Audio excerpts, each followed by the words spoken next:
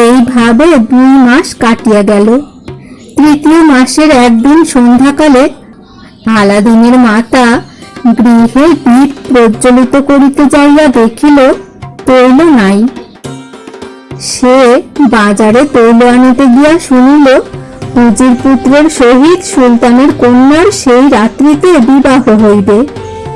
চতুর্দিকের আয়োজন দেখিয়াও তাহার সেইরূপ অনুমান হইল। আলাদিনের মাতা ঊর্ধ্বশ্বাসে বাড়ি আসিয়া আলাদিনকে সেই সংবাদ জ্ঞাত করিল। আলাদিন রাগে ও বিস্ময়ে কিয়ৎকাল স্তব্ধ থাকিয়া বলিল, সুলতান সহসা তাহার প্রতিজ্ঞা ভঙ্গ করিয়া এভাবে কন্যার বিবাহ দিতেছেন? আলাদিনের মাতা বলিল, আজ সন্ধ্যার পরেই বিবাহ, তাহাতে বিন্দু মাত্র সন্দেহ নাই। বাজারের সকল লোকের মুখেই এই কথা শুনিয়া আসিলাম। আলাদিন কিয়ৎকাল স্তব্ধভাবে থাকিয়া কিং কর্তব্য চিন্তা করিতে লাগিল। সহসা অদ্ভুত প্রদীপের কথা তাহার মনে পড়িল। সুলতান, উজির ও উজির পুত্রের উপর তাহার মনে মহা ক্রোধের সঞ্চার হইল। সে তাহার মাতাকে বলিল, আম্মা, পৃথিবীর সকল লোক বলিলে আজ রাত্রে এ বিবাহ কোনো মতে সুসম্পূর্ণ হইতে পারিবে না। তুমি খাবার প্রস্তুত করো, আমি আমার ঘর হইতে আসিতেছি।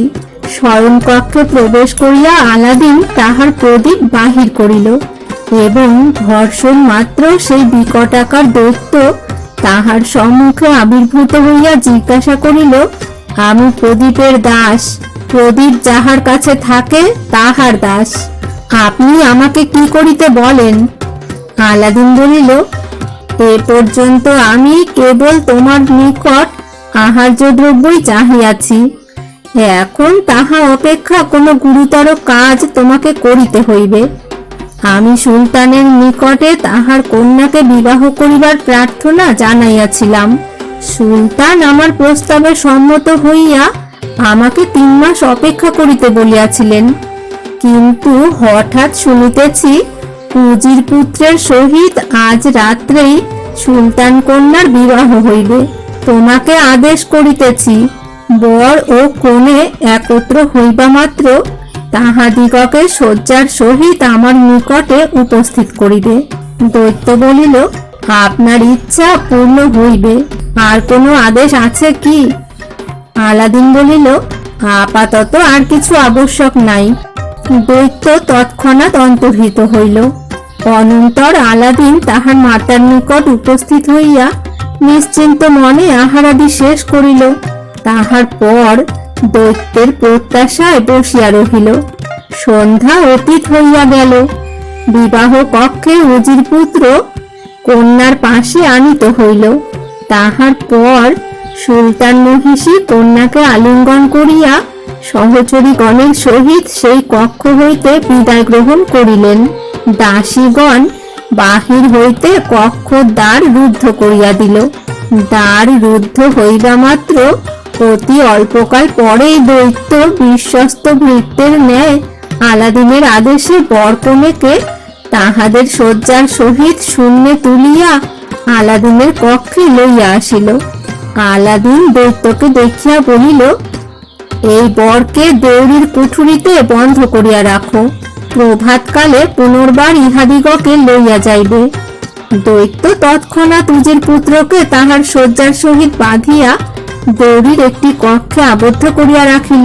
উজির পুত্র প্রাণ ভয়ে কোনো কথা বলিল না, কেবল বসিয়া কাঁপিতে লাগিল। সুলতান কন্যাকে নিজের কক্ষে একাকী দেখিয়া আলাদিন বলিল, রাজকন্যা, তুমি কিছুমাত্র ভয় করিও না, তুমি এখানে সম্পূর্ণ নিরাপদ আছো। তোমার প্রতি আমার যতই অনুরাগ ও আসক্তি থাক, তোমার সম্মানে কিছুমাত্র আঘাত লাগিবে না। বাধ্য হইয়া আমি তোমাকে একটি অপদার্থের হস্ত হইতে উদ্ধারের জন্য লইয়া আসিয়াছি। তোমার পিতা সুলতান আমার নিকট যে প্রতিজ্ঞা করিয়াছিলেন তাহা ভঙ্গ না করিলে আমি কখনো এরূপ কার্য করিতাম না। সুলতান কন্যা আলাদিনের কথার কোনো উত্তর করিতে পারিলেন না। এই অনৈসর্গিক ব্যাপারে অত্যন্ত ভীত হইয়া নির্বাক ভাবে কাঁপিতে লাগিলেন। আলাদিন রাজকন্যার পাশে একখানি তরবারি রাখিয়া সেই তরবারির অপর পার্শ্বে শয়ন করিল। পরদিন প্রভাতে দৈত্য আলাদিনের নিকট উপস্থিত হইলে আলাদিন তাহাকে আদেশ করিল, উজির পুত্র ও রাজকন্যাকে যেখান হইতে আনিয়াছিলে সেই স্থানে সেইভাবে রাখিয়া এসো। তরবারিখানি শয্যা হইতে তুলিয়া লইবা মাত্র দৈত্য আলাদিনের আদেশ পালন করিল, কিন্তু রাজকন্যা বা উজির পুত্র দৈত্যকে দেখিতে পাইলেন না। আলাদিনের সহিত দৈত্যের যে কথা হইয়াছিল তাহাও তাহাদের কর্ণে প্রবেশ করিল না। সুতরাং কিছুই বুঝিতে না পারিলেও ভয়ে ও বিস্ময়ে তাহারা স্তম্ভিত হইয়া রহিলেন। দৈত্য উজির পুত্র ও রাজকন্যাকে রাজপ্রাসাদে রাখিয়া আসিবার অল্পকাল পরেই সুলতান তাহাদের সহিত সাক্ষাৎ করিতে আসিলেন।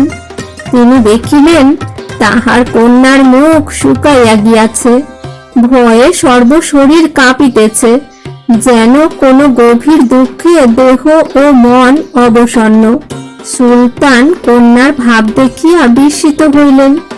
উজির পুত্র সুলতানের আগমন মাত্রেই বিচলিত হইয়া কক্ষান্তরে প্রবেশ করিয়াছিলেন। সুলতান কন্যার দুঃখের কারণ জানিবার জন্য বিস্তর চেষ্টা করিলেন, কিন্তু কন্যা নীরব। পিতার কোনো কথার তিনি উত্তর করিলেন না। সুলতান কিছুই বুঝিতে না পারিয়া মহিষীর নিকট উপস্থিত হইলেন এবং কন্যার ভাব পরিবর্তনের কথা বলিলেন। মহিষী বলিলেন, সুলতান, আপনি ইহাতে কোনো বিপদের আশঙ্কা করিবেন না। সকল বালিকাই বিবাহের পর এইরূপ বিমর্ষ হইয়া থাকে। 2-3 দিনের মধ্যেই আপনি ইহার পরিবর্তন দেখিতে পাইবেন। আমি তাহার সহিত সাক্ষাৎ করিতেছি। আমার বিশ্বাস আছে সে কখনো আমার নিকট এরূপ উদাসীনতা প্রকাশ করিবে না। সুলতান মহিষী কন্যার কক্ষে উপস্থিত হইলেন, কিন্তু আশ্চর্যের বিষয় এই যে মহিষী কন্যার নিকট হইতে কোনো কথাই বাহির করিতে পারিলেন না। কন্যা মাতাকে দেখিয়া নীরবে অশ্রু বর্ষণ করিতে লাগিলেন। তখন মহিষী কন্যাকে তাহার দুঃখ কাহিনী বলিবার জন্য পুনঃ পুনঃ অনুরোধ করিলেন। অনেকবার অনুরোধের পর রাজকন্যা বলিলেন, আম্মা, আমার অপরাধ গ্রহণ করিবেন না। আপনার প্রতি অভক্তি দেখাইবার আমার ইচ্ছা কিংবা কোনো কারণ নাই। কাল রাত্রি হইতে এমন সকল অদ্ভুত কাণ্ড ঘটিতেছে যে আমি তাহাতে ভীত ও বিহ্বল হইয়া পড়িয়াছি। কোনো প্রকারে আত্মসংবরণ করিতে পারিতেছি না। সুলতান দুহিতা সবিস্তারে তাহার ভয়ের কারণ মাতার নিকট বিবৃত করিলেন। সুলতান দুহিতার সকল কথা শুনিয়া মহিষী কিয়ৎকাল মৌনবতী রহিলেন। তিনি কোনো কথা বিশ্বাস করিতে পারিলেন না। অবশেষে তিনি বলিলেন, বেটি, এ সকল অসম্ভব কথা সুলতানের নিকট প্রকাশ না করিয়া তুমি অতি উত্তম কাজ করিয়াছ। তুমি অন্য কাহারও নিকট এ সকল কথা প্রকাশ করিও না। প্রকাশ করিলেও কেহ তাহা বিশ্বাস করিবে না, তোমাকে পাগল মনে করিবে। সুলতান মহিষী উজির পুত্রকে দাসী দ্বারা আহ্বান করাইয়া তাহাকে জিজ্ঞাসা করিলেন, তুমিও কি আমার কন্যার ন্যায় কোনো অসম্ভব ঘটনা দেখিয়াছ? উজির পুত্র বলিল, আপনি কেন এ কথা জিজ্ঞাসা করিতেছেন যাহা কেহ কখনো বিশ্বাস করিতে পারে না? তাহা শুনিয়া লাভ কি? সুলতান মহিষী বলিলেন, আর তোমাকে কিছু বলিতে হইবে না, তোমার কথা বুঝিয়াছি। সমস্ত দিন ধরিয়া প্রাসাদে উৎসব চলিল। সুলতান তাহার কন্যার মনে হর্ষোৎপাদনের জন্য যৎপরমাস্তি চেষ্টা করিতে লাগিলেন। উজির পুত্রের ভয় একটু একটু করিয়া কমিতে লাগিল। রাত্রি ও প্রভাতের অদ্ভুত ঘটনা স্বপ্ন বলিয়াই তাহার প্রতীয়মান হইল। প্রাসাদে কি হইতেছে না হইতেছে সে সংবাদ আলাদিন যথা নিয়মে পাইতে লাগিল। সে বুঝিল সুলতান কন্যা ও উজির পুত্র ভয় পাইয়া থাকিলেও তাহারা অন্যত্র শয়ন করিবে। রাত্রে তাহারা যাহাতে সুস্থভাবে নিদ্রা যাইতে না পারে, সেজন্য আলাদিন পুনর্বার তাহার প্রদীপের স্মরণ লইল। পূর্ববৎ দৈত্য তাহার সম্মুখে উপস্থিত হইলে আলাদিন আদেশ করিল, উজির পুত্র ও সুলতান কন্যা আজ পুনর্বার একত্র শয়ন করিবে। শয়ন মাত্র পূর্ববৎ তাহাদিগকে এখানে লইয়া আসিবে। যথা সময়ে দৈত্য আলাদিনের গৃহে উজির পুত্র ও রাজকন্যাকে লইয়া উপস্থিত হইল। আলাদিন পূর্ব রাত্রে তাহাদিগের সহিত যেরূপ ব্যবহার করিয়াছিল, এবারও তাহাই করিল। পরদিন প্রভাতে প্রাসাদ কক্ষে দৈত্য সুলতান দুহিতা ও উজির পুত্রকে রাখিয়া আসিল। উজির পুত্র এবার পূর্বদিন অপেক্ষা অধিক ভীত হইয়া পড়িল। কন্যার কক্ষে সুলতান আসিতেছেন শুনিয়া পাছে নিজের বিহ্বল ও ভীত ভাব দ্বারা কোনো কথা প্রকাশ হইয়া পড়ে, এই আশঙ্কায় উজির পুত্র কক্ষান্তরে প্রবেশ করিল। সুলতান পূর্বদিনের ন্যায় দুহিতাকে অনেক আদরের কথা বলিলেন, কিন্তু কন্যা নীরবে অশ্রু বিসর্জন করিতে লাগিল। তাহার দুঃখ ও ভয় যে পূর্বাপেক্ষা অধিক হইয়াছে, সুলতান তাহা বুঝিতে পারিলেন, কিন্তু কন্যা নিরুত্তর, নির্বাক। অবশেষে সুলতান ক্রোধে উন্মত্ত প্রায় হইয়া তরবারি আকর্ষণ করিয়া বলিলেন, তুই এখনই আমাকে তোর দুঃখের কথা খুলিয়া বল, নতুবা তরবারির এক আঘাতে তোর মস্তক ছেদন করিব। সুলতান দুহিতা পিতার কথা শুনিয়া ভয়ে অভিভূত হইলেন এবং অশ্রু বর্ষণ করিতে করিতে বিনয় নম্র বচনে পিতাকে বলিলেন, আব্বা, আমার দুঃখের কথা শুনিলে আমার প্রতি ক্রোধের পরিবর্তে করুণায় আপনার হৃদয় বিগলিত হইবে। আপনি আমাকে ক্ষমা করুন। সুলতান বলিলেন, তবে সকল কথা অবিলম্বে খুলিয়া বল। সুলতান দুহিতা তাহার দুঃখ ও ভয়ের সকল কথা সুলতানের কর্ণগোচর করিলেন। অবশেষে বলিলেন, আপনি যদি আমার কথা বিশ্বাস না করেন, তাহা হইলে উজির পুত্রকে এ সম্বন্ধে প্রশ্ন করিলে তিনি আপনার সন্দেহ দূর করিবেন। কন্যার কথা শুনিয়া সুলতানের মনে বিস্ময়ের সীমা রহিল না। তিনি বলিলেন, তুমি কাল কেন এ সকল কথা আমার নিকট প্রকাশ করিলে না? আমি তোমাকে সুখী করিবার জন্যই তোমার বিবাহ দিয়াছি, তোমাকে অসুখী করা আমার ইচ্ছা নহে।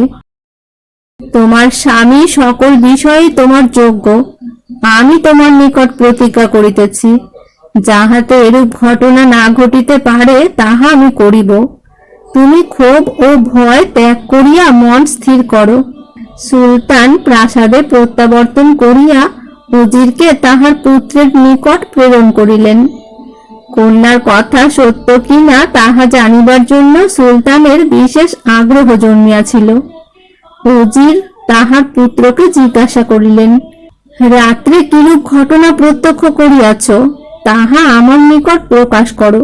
কোনো কথা গোপন করিবার আবশ্যক নাই। উজির পুত্র পিতার নিকট সকল কথাই প্রকাশ করিল। নিজের দুঃখ, বিপদ, দুশ্চিন্তার কথাও বলিতে ভুলিল না। এভাবে আর দুরাত্রি অতিবাহিত